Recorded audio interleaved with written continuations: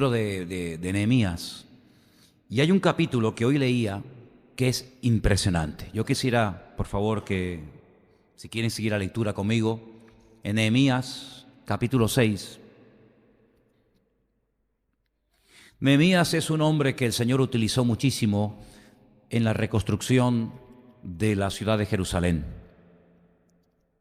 Fundamentalmente en la reconstrucción del muro, el muro que protegía a la ciudad de Jerusalén. Saben que 70 años atrás la ciudad había sido destruida.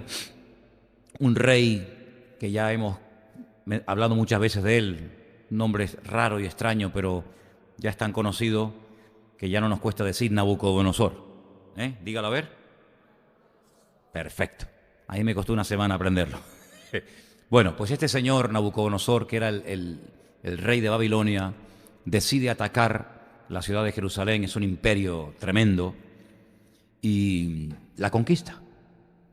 Y después de un año y pico de tenerla sitiada, donde mueren miles de personas de hambre, él se lleva muchas personas cautivas a su tierra. Y ahí tenemos el libro de Daniel, donde este joven se lo llevan cautivo junto con otras personas. Bueno, pues 70 años después de esta desgracia, donde la ciudad queda totalmente arrasada desde los cimientos, quiero decirles que Jerusalén ha sido destruida infinidad de veces y infinidad de veces ha sido reconstruida otra vez. Pues 70 años después vuelven diferentes grupos, ¿verdad? Y deciden empezar de cero.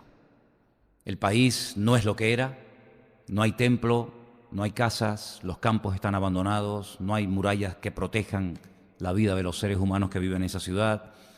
Y es un trabajo arduo, un trabajo muy duro, empezar de cero. Nehemías se queda en Babilonia, es el copero del rey, ya hay otro imperio que es el de los medos persas, y un día le llegan las noticias a través de unas personas que vienen de Judea, le informan, él pregunta, oye, ¿cómo está mi país? ¿Cómo está la ciudad de Jerusalén? Y las noticias son catastróficas. La ciudad de Jerusalén está destruida, es un montón de ruinas, de escombros, no hay futuro, no hay esperanza. Y este hombre dice que se conmueve, llora, se pone a buscar a Dios en oración. Y él teme que el rey le vea triste, porque al ser el copero del rey, el que cataba el vino y las comidas también antes de que el rey se las llevara a la boca, pues si lo veían triste, probablemente el rey sospecharía de que algo está aquí ocurriendo, ¿no? Entonces él teme de que el rey le pregunte, ¿qué es lo que te pasa? Y así fue. El rey le pregunta, ¿qué es lo que ocurre? Y él le abre su corazón y le cuenta, mira, mi país está totalmente destruido, yo vivo aquí muy bien, tengo un buen puesto de trabajo, pero yo lo estoy pasando muy mal. Dice que estuvo ayunando unos días, buscando a Dios en oración, y el rey le dice, ¿y qué es lo que tú quieres? Le dice, yo lo que te pido es que me des permiso para volver a mi país y ayudar en lo que yo pueda para reconstruir el país. Y necesito que me financies mi viaje. Fíjate, ya empieza a pedir, ya puestos a pedir. Y quiero que me des cartas para que cuando me paren en los distintos controles en las fronteras del país me dejen pasar. Y quiero que me des esto y quiero que me des aquello. Y bueno, el Señor dice que lo puso en gracia. Y este hombre vuelve a Jerusalén. Durante varias noches él se monta probablemente en un burro, en un caballo, lo que sea. Y sin decirle nada a nadie, él comienza a recorrer de noche la ciudad de Jerusalén. Y a los pocos días se reúne con los ancianos que allí vivían y les dicen, ¿qué hacemos? ¿Nos estamos toda la vida lamiendo la herida y quejándonos y lamentándonos por lo que nos hicieron hace 70 años los babilonios? ¿O nos ponemos manos a la obra y sacamos esto adelante? El Señor me ha dado la autorización, el Señor me ha puesto en gracia delante del rey y yo vengo aquí con el deseo y con la determinación de levantar a Jerusalén de las ruinas. Logró motivar al pueblo, logró organizarlo con una perfección tremenda. Y el libro de Nehemías es un libro que yo les animo a que ustedes lean, porque es un libro que nos ayuda a levantarnos de la ruina. Es un libro que nos muestra cómo de la situación más difícil y más complicada y más desastrosa el Señor puede sacarnos y puede de las ruinas levantar algo para su gloria y para su honra, ¿sabes? Obstáculos y problemas no te puedes ni imaginar. De dentro y de afuera.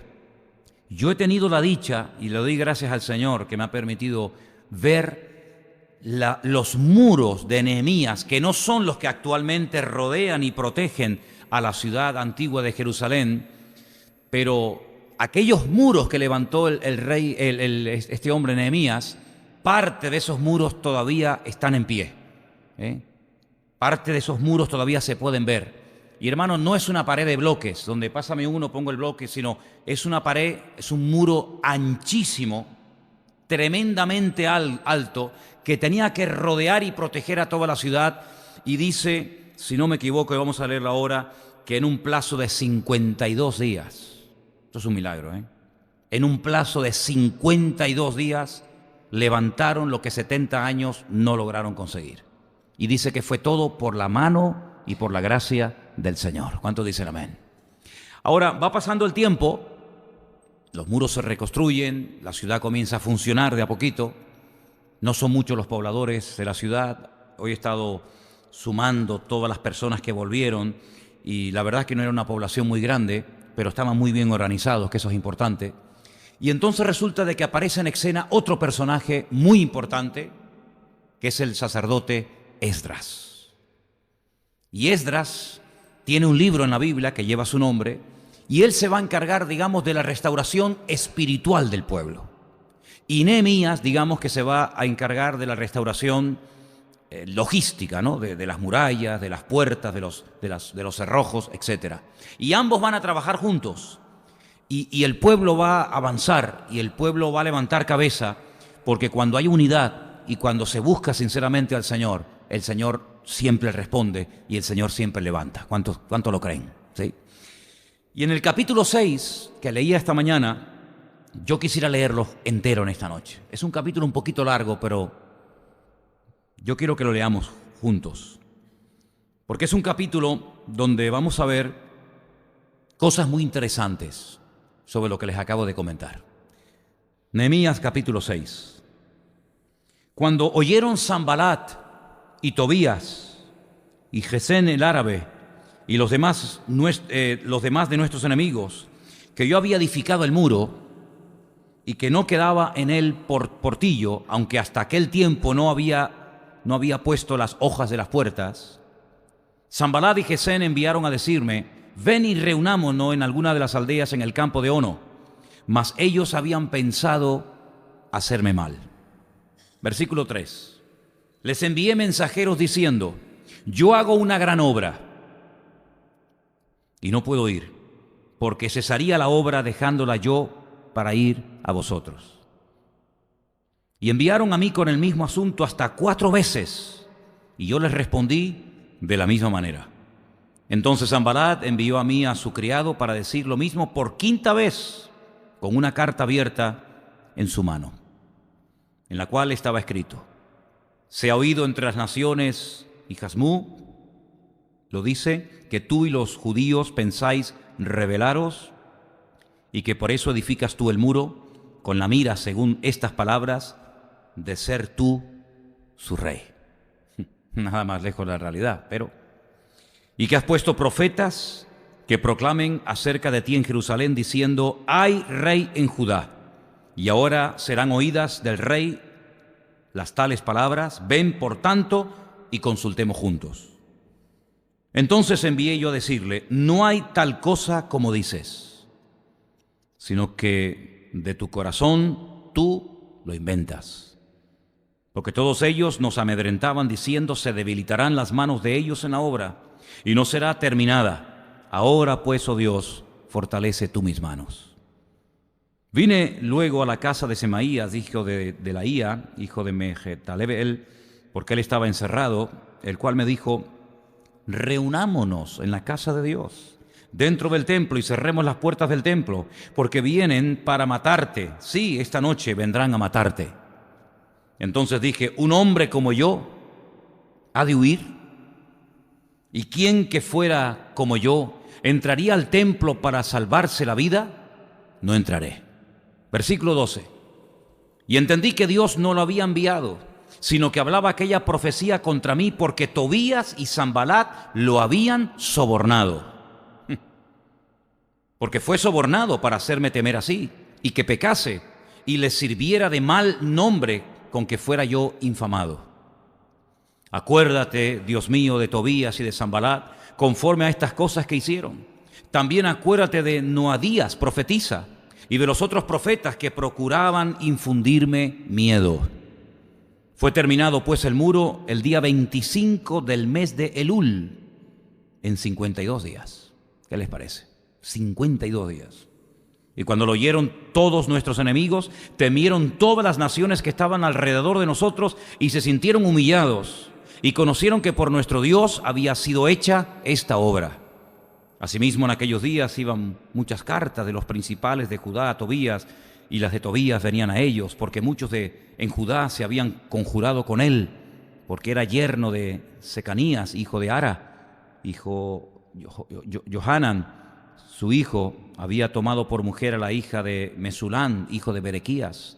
También contaban delante de mí las buenas obras de él, y a él le referían mis palabras, y enviaba a Tobías cartas para atemorizarme. Sí, el libro de Nehemías nos ayuda muchísimo a afrontar los problemas, las dificultades materiales, espirituales, familiares o de la índole que sea. Nehemías no lo tuvo fácil. El que Nehemías tuviera el apoyo del rey no significa de que tuviera el apoyo de los hombres. No significa que cuando volvió a Jerusalén ya todo el mundo se puso a su entera disposición y le dijo, oye, cuenta conmigo para lo que quieras, y aquí estamos yo y mi familia y mis criados y mis recursos. No, nada que ver, nada que ver. El trabajo era tremendo. Aparte de todo eso, el pueblo no estaba espiritualmente hablando en su mejor momento. Era un pueblo, además, que habían cometido una gravísima equivocación. Bueno, más que equivocación, pecado. Y es que se habían mezclado, habían emparentado con otras culturas, con otros pueblos, con otras religiones, y el pueblo espiritualmente estaba contaminado. Se habían mezclado con otros dioses, y Nehemías, cuando se entera de todo esto, dice, aquí hay que hacer una limpieza, aquí hay que tomar medidas. Lo que no podemos hacer es llevar una vida desordenada y luego pretender que esta obra la terminemos bien y que permanezca en el tiempo. Y se tuvieron que tomar medidas muy estrictas. Dice que una vez se hizo una convocatoria en la plaza de la ciudad, y dijo, a ver, todos los que se hayan mezclado con otras naciones y tengan en sus casas ídolos o imágenes de otras culturas, etcétera, tienen que quitar todo esto, así, una limpieza, por así decirlo, una limpieza espiritual, y si no lo hacen, quedarán automáticamente excluidos del pueblo. Y tuvieron que traer sus árboles genealógicos para demostrar que verdaderamente pertenecían al pueblo. Y dice, y los que no pudieron demostrar con sus genealogías que formaban parte del pueblo y de la tribu de Leví, que eran sacerdotes, dice, quedaron automáticamente excluidos de la presencia del Señor. Claro, esto suena muy fácil, pero la gente dice que lloraba. Pero que claro, los que se habían casado con mujeres extranjeras, mujeres paganas, pues ya tenían hijos y había nietos, y bueno, aquello fue un caos tremendo. Pero se tuvo que hacer. Se tuvo que hacer. A veces en la vida hay que tomar decisiones drásticas, decisiones dolorosas. Y yo siempre he dicho que el verdadero cristianismo, el verdadero evangelio, no puede dejar inmune a la persona que no quiere comprometerse. Es que eso no es evangelio. El verdadero evangelio termina, yo diría que hasta ofendiendo a la persona que quiere vivir una vida a su manera. El evangelio no es un mensaje agradable a los oídos del pecador. El evangelio no es una buena noticia para el que no quiere poner su vida en orden. Sí, el evangelio te pone nervioso, el evangelio te saca de tus casillas, y más cuando ya tienes una edad en la vida en la que te crees que por las cosas que has experimentado y por la experiencia que tienes y por los años que tienes y por los títulos, etcétera, etcétera, pues te crees que tú ya lo sabes todo, y cuando nos encontramos de cara en la presencia del Señor nos damos cuenta de que no sabemos nada. Hemos vivido una vida a nuestra manera, hemos vivido una vida conforme a nuestras ideas, y una de las cosas que tuvo que hacer Nehemías es traer una renovación espiritual al pueblo. Y yo creo que de cara al año que viene, todos, absolutamente todos y cada uno de nosotros, deberíamos de pedirle al Señor una renovación espiritual. ¿Estamos de acuerdo?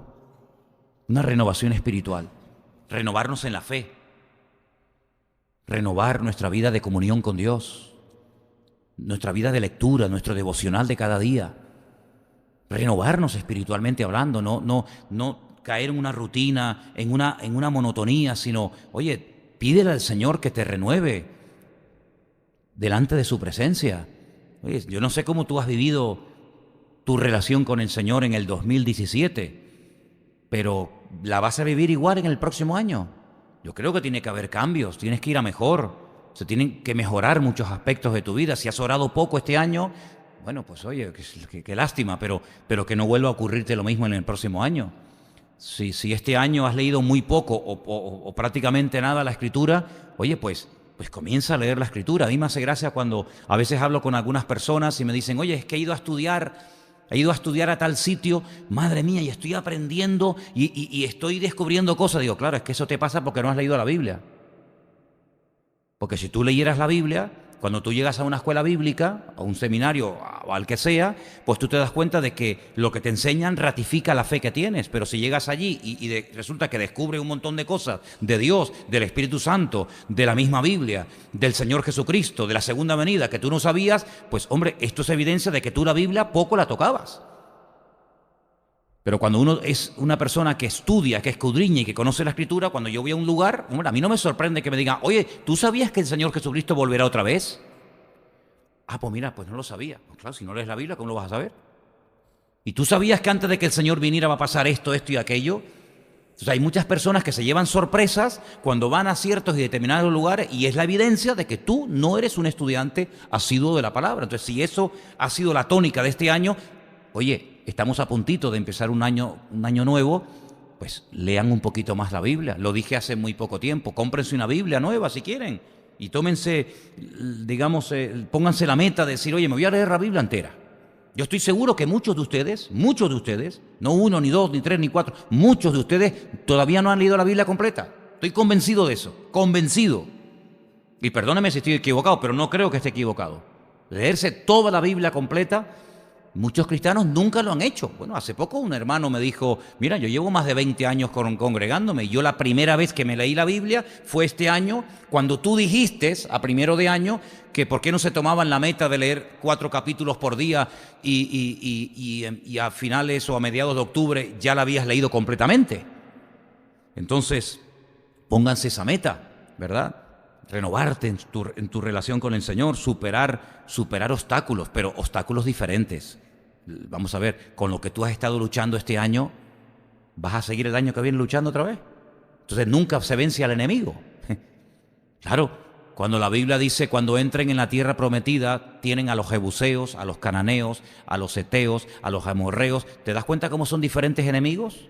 Son diferentes enemigos. ¿Sí? Hoy peleamos contra los filisteos, pero ¿y mañana otra vez? Y el año que viene otra vez, y dentro de 30 años seguimos peleando con los filisteos, pero no ganamos nunca. No le ganamos nunca a los filisteos. Bueno, ya hemos acabado con los filisteos. Venga, vamos a por los amorreos, ¿vale? Terminamos con los amorreos, vamos a por los jebuseos. Terminamos con los jebuseos, vamos a por otros. Y en tu relación con el Señor, pues tendrás que pelear con diferentes enemigos. No vas a estar toda la vida peleando contra el tabaco. ¿O sí? A lo mejor sí. ¿O no vas a estar toda la vida luchando contra el desánimo, contra la depresión?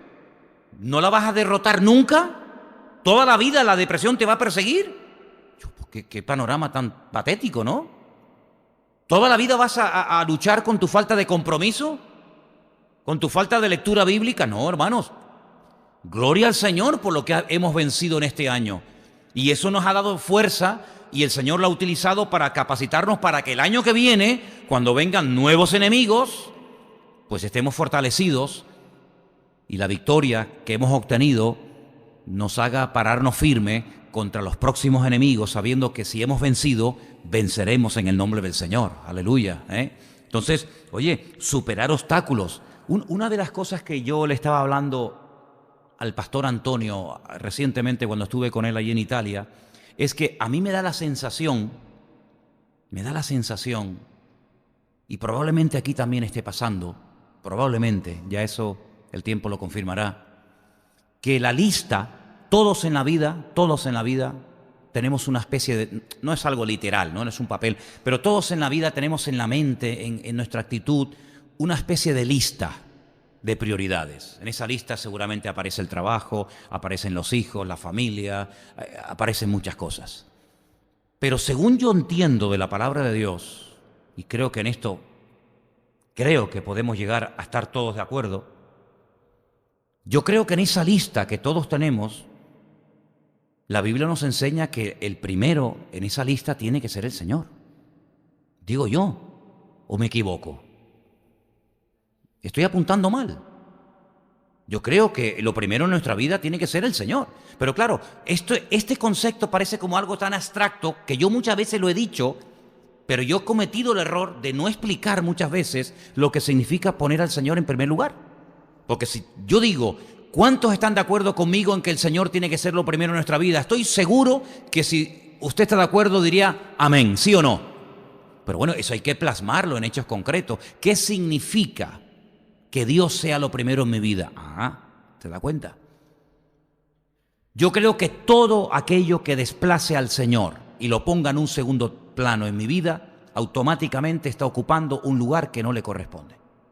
Llámese trabajo, llámese familia, llámese coche, llámese deporte, llámese lo que sea. Es decir, si yo tengo un hobby, yo sinceramente no creo que tenga un hobby, porque una vez leí un libro de psicología cristiana, me hace gracia eso de psicología cristiana, ¿no? La psicología es psicología, ni cristiana ni mundana, es psicología y punto, ¿no? Pero o sea, psicología cristiana. Y una de las cosas que decía en aquel libro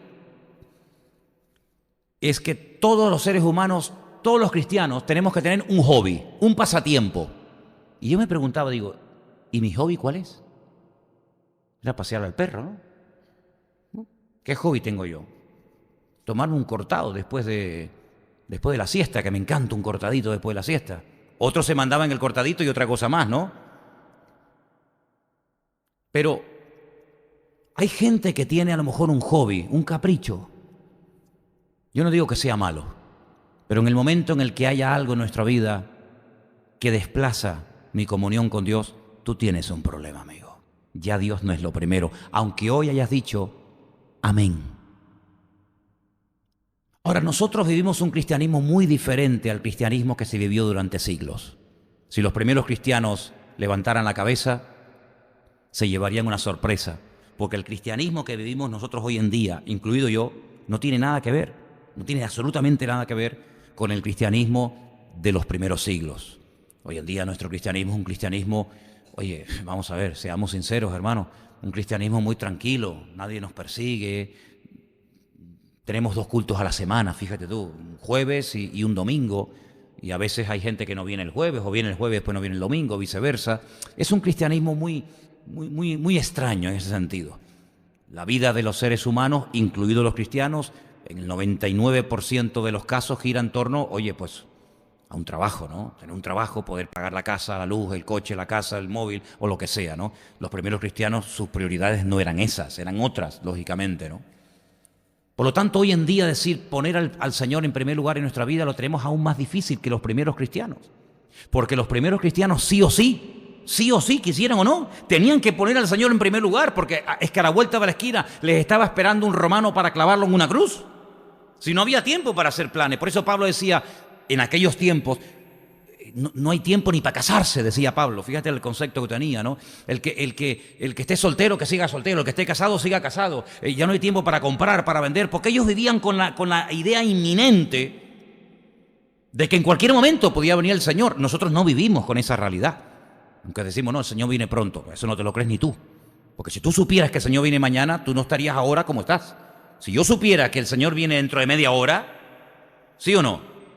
La seguridad absoluta de que se va a abrir el cielo y de que Cristo viene en media hora, ¿a mí qué me importa lo que debo? ¿Me va a quitar a mí el sueño una deuda si yo me voy mañana con el Señor? Que la pague Rita la cantadora si quiere. Mandrake el mago, como decían en Venezuela, ¿no? Sí, viviríamos completamente diferente.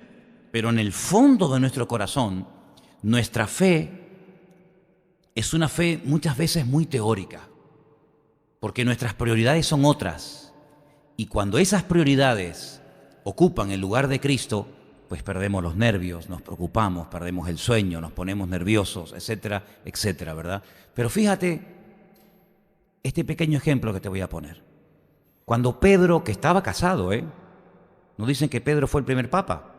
¿Sí o no? ¿Quién lo dice? Lo dice, ¿no? Pues estaba casado, Porque dice que el Señor le curó a la suegra, pues para tener suegra estará casado, digo yo, ¿no? En fin. Cuando Pedro subió a aquella montaña donde tú me preguntabas antes, oye, ¿cómo se llama el monte que el Señor llevó a Pedro, a Jacobo y a Juan, el de la Transfiguración? Bueno, yo hace años di un estudio sobre los montes de la Biblia, hay muchísimos. Bueno, pues la tradición dice que el monte Tabor es el monte de la Transfiguración. El monte Nebo era el donde murió Moisés. Pero en el monte Tabor, cuando él está allí y él está con el Señor y él ve a Moisés y él ve a Elías y se derrama la gloria del Señor, ¿qué dijo Pedro? Oye, Señor, vete terminando el culto que se nos hace tarde. No, él dice, Señor, ¿por qué no construimos aquí unas casitas y nos quedamos aquí? Oye, pero ¿tú no te acuerdas que tú estás casado? ¿Y tú no te das cuenta de que hay una vida que nos está esperando ahí abajo? A él no le interesaba nada, porque se estaba tan a gusto en aquel lugar, en la presencia del Señor, que él le propone al Señor, Señor, nos quedamos aquí. Y el Señor dice, no, ahora no es el momento. Y dice que después bajaron de la montaña. Entonces, nuestra lista de prioridades tiene que cambiar en el próximo año. En este libro de Nehemías, todo giraba en torno a la construcción de la ciudad. ¿Por qué? Por un factor que todavía, hoy es día, ¿qué día es hoy? 28. Recuerden esto que les voy a decir. A nosotros la desgracia todavía no nos ha tocado a nivel general. Cuidado. Pueden haber casos particulares de hermanos, de personas que a lo mejor tienen necesidad económica o de trabajo, pero a nosotros todavía no nos ha afectado la desgracia a nivel general. Entre nosotros hay clases, Hay gente que está bien, hay gente que está mal, hay gente que está regular, hay gente que está muy mal. Es decir, no es como en la vida de los primeros cristianos donde todos estaban bien o todos estaban mal. O todos estaban a salvo o todos corrían peligro de muerte. Como todavía no nos ha afectado a nosotros la desgracia a nivel general, sino que unos van escapando y otros todavía están ahí, los pobrecillos que a veces llegan, pues ese factor se nos vuelve en nuestra contra. Porque la desgracia y los problemas que nos afectan a todos traen algo que el ser humano no puede producir y es unidad. Es unidad.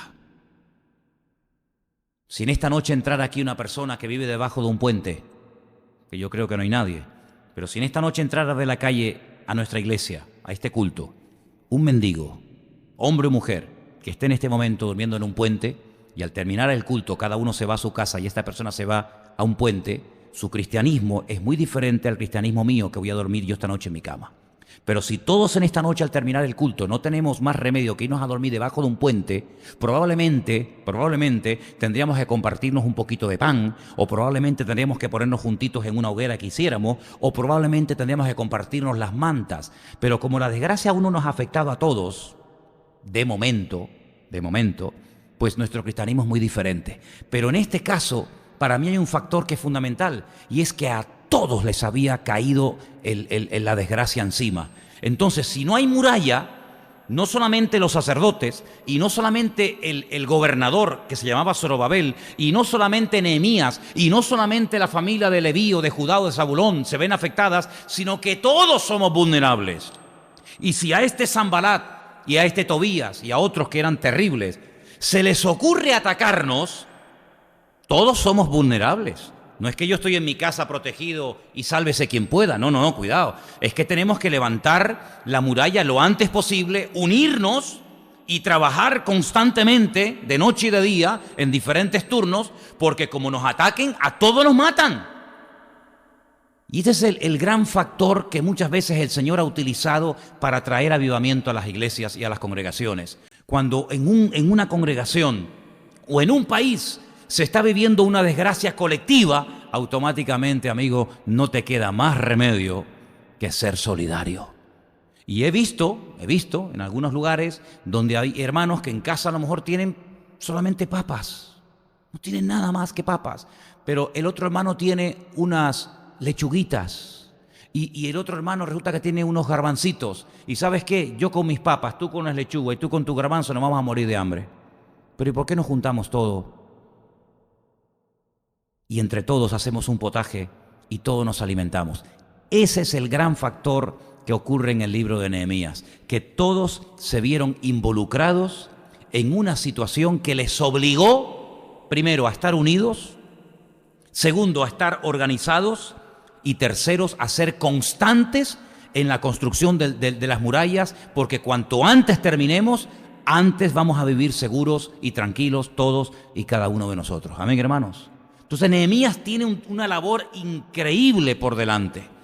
Nehemías deja su vida y su prioridad es la obra de Dios. Y en este caso la obra de Dios pues no era una iglesia, en este caso la obra de Dios era reconstruir la ciudad, pero cuidado porque dice que se metieron en medio de ellos falsos profetas. Quiero que leamos un momentito, por favor, en el capítulo 6, si prestaron atención, en el versículo 14, dice: acuérdate, Dios mío, de Tobías y de Sanbalat, conforme a estas cosas que hicieron.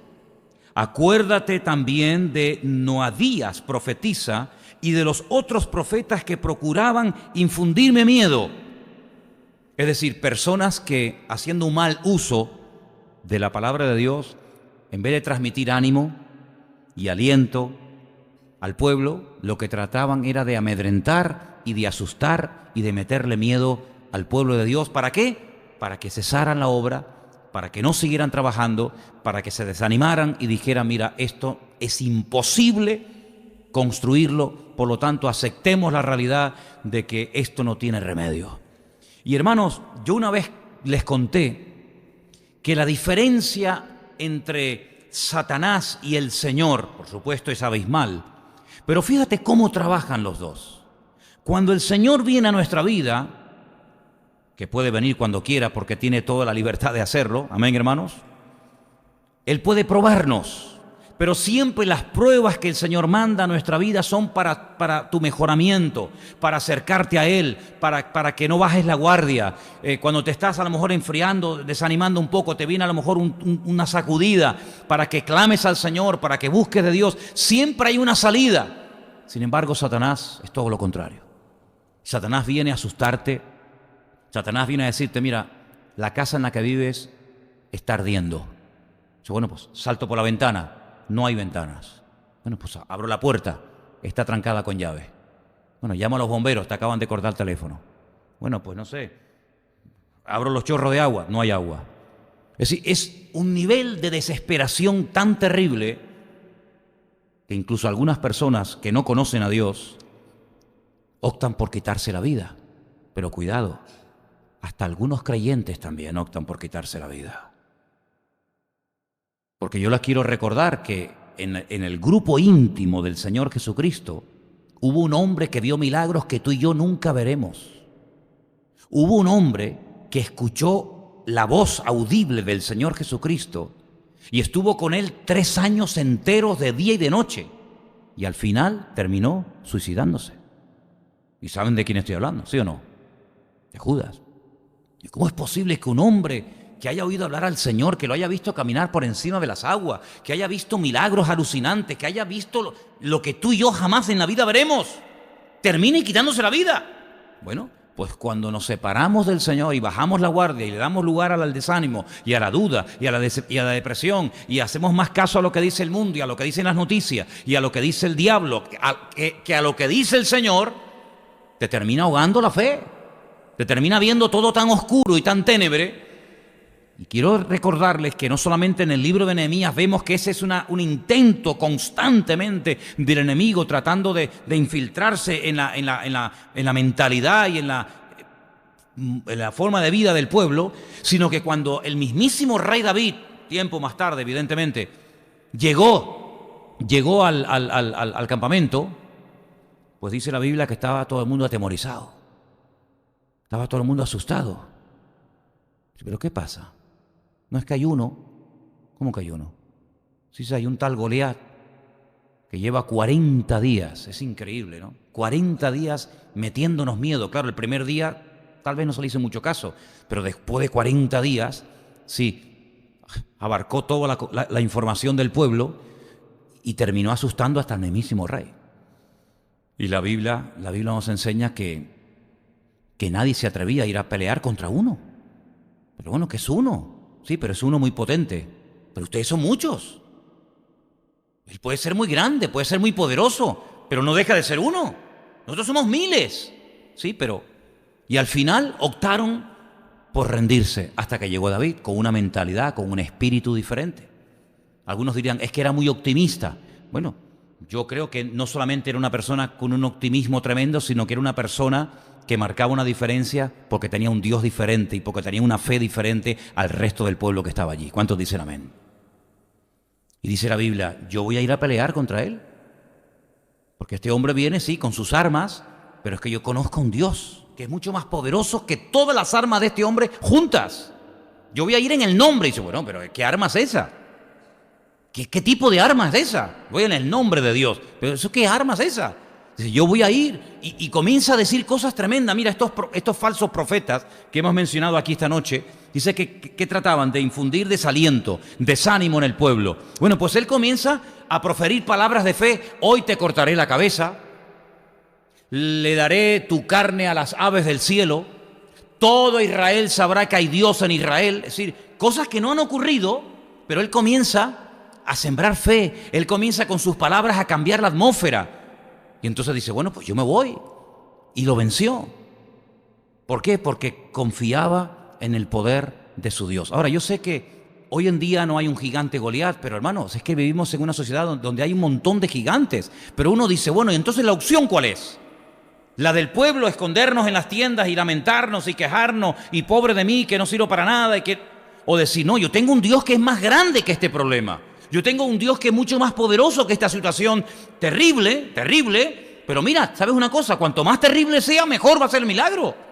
Porque si yo tengo un problema pequeño, pues hombre, pues con un Dios pequeño, pues escapamos. Pero si tengo un problemón que ya no controlo, que se me ha ido de mis manos, un problema enorme, entonces lo que tú necesitas es el Dios de la Biblia, que dice la Biblia que es el Dios todopoderoso y que contra Él no puede nada ni nadie. Entonces, ¿no te das cuenta que a veces Dios permite ciertas y determinadas situaciones en nuestra vida, primero, para que le conozcamos a Él, para que recurramos a Él? Porque mira, en esta situación del libro de Nehemías, o se recurría a Dios o esto no tiene futuro. Esto no tiene remedio. Sin embargo, Nehemías es una persona que está constantemente transmitiendo fe, transmitiendo confianza. Y hermanos, aquí dice, y esto es Biblia, en 52 días se terminó el muro. 52 días difíciles, de obstáculos, de problemas, de dificultades, pero demostraron que el Señor tiene el control y es el que tiene la última palabra. ¿Cuántos dicen amén? Tú sabes que yo esta mañana me levanté y yo dije, fíjate tú, yo hace años que no había pensado en esto, pero yo tengo el tipo de sangre O positivo. Yo soy O positivo. Y yo dije, qué bonito, ¿no? Soy positivo. De verdad, ustedes dirán, ¿qué tonterías piensa este hombre? Bueno, tú déjame a mí, tú déjame. Señor, tú me has hecho positivo hasta en la genética. A mí me sacan sangre y dice, usted es cero positivo. Bueno, pues si en la sangre soy cero positivo, pues en Cristo tengo que ser más positivo todavía. Y hermano, es que el Señor nos ha dado una herramienta a nosotros tremenda. Pero déjeme que piense en esto, porque si tú eres cero positivo, a ti una persona que no tenga tu tipo de sangre no te puede dar. Ay, amigo, qué tremendo, qué tremendo. Es decir, si tú eres un hombre de fe, a ti uno que es negativo, que no tiene fe y confianza en el Señor, ¿qué te va a dar a ti? Tú a Él sí le puedes dar. Yo le puedo dar sangre a todo el mundo, pero todo el mundo no me puede dar sangre a mí. Qué ejemplo más bueno. Como cristianos tenemos palabra para el desanimado, para el endemoniado, para el enfermo, para el hecho polvo, pero otras personas, ¿qué me van a transmitir a mí? Otras personas que no tienen a Dios, me refiero. Nada, porque dice la Biblia que mayor es el que está en nosotros que el que va contra nosotros. ¿Cuántos son seropositivos aquí? Oh, gloria a Dios. Estoy rodeado de positivos. Qué bueno, gloria a Dios. Miren, déjame solamente decirles esto. Una de las cosas que yo veo que tuvo que hacer Nehemías, y yo le he pedido al Señor que me ayude en eso, es desprenderse de malas influencias. Mira, tú no has leído esta noche o no seguiste la lectura que en 5 ocasiones diferentes le dicen, no, vamos a hablar, vamos a sentarnos, vamos a... ¿Qué es lo que pretendían con tanto hablar y con tanto diálogo? ¿Qué es lo que querían? Entretenerlo, enredarlo. ¿Para qué? Para que parara la obra.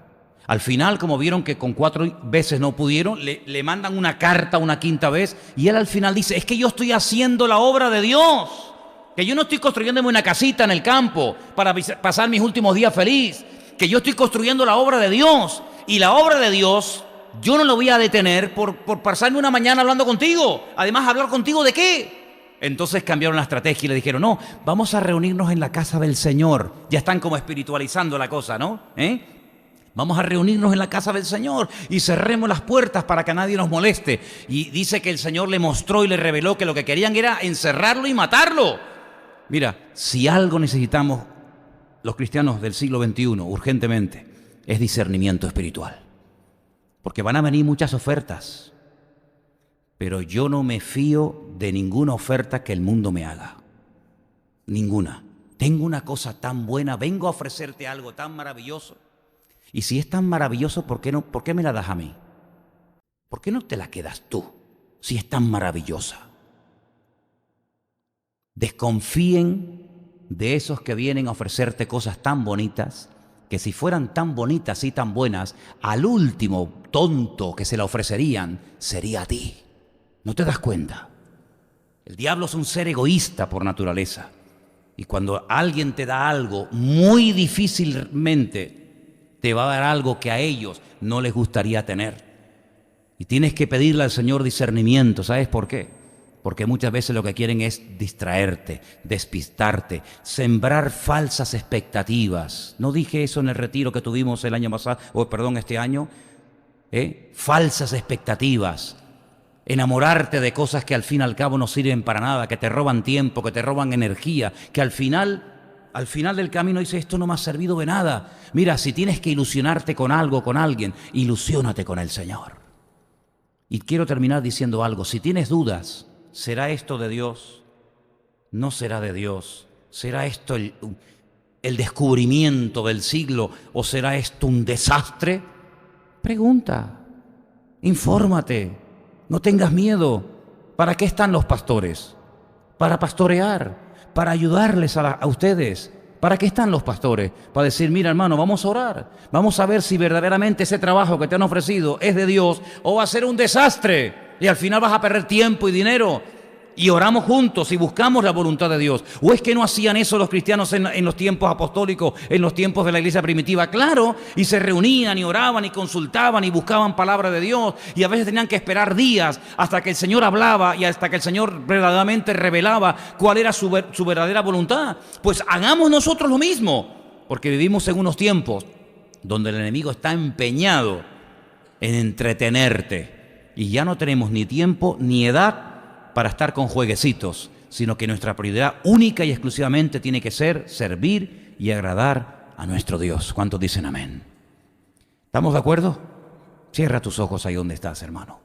Les animo a que comiencen a leer desde hoy el libro de Nehemías. Te va a encantar. Hay una parte ahí con un montón de nombres y tal, pero quitando ese capítulo que tiene muchos nombres, que tiene una razón de ser, te va a fascinar el libro de Nehemías. Es un libro extraordinario, donde vas a ver cómo si uno pone al Señor en primer lugar, el Señor va a ir obrando de a poquito, ¿sabes? De a poquito. Pero el Señor se va a encargar de todos y de cada uno de los detalles que a veces nosotros no controlamos o se nos escapan de las manos. Queremos pedirte tu ayuda, Señor. Queremos pedirte sabiduría, queremos pedirte luz, claridad en la palabra, para que podamos discernir en estos tiempos, Señor, lo que viene de lo alto, lo que viene de ti y lo que no viene de ti, Señor. Aparta de nosotros las malas influencias, las malas amistades, aquellas cosas que lo que vienen es a distraernos, aquellas cosas que no vienen de ti, Señor. Y en el nombre de Jesús te pido por todos y cada uno de mis hermanos aquí presentes, ayúdanos, Señor, a terminar este año en victoria. Oramos por nuestro hermano Juan Carlos, por su esposa, por su situación. Señor, en el nombre de Jesús, actúa por amor de tu nombre.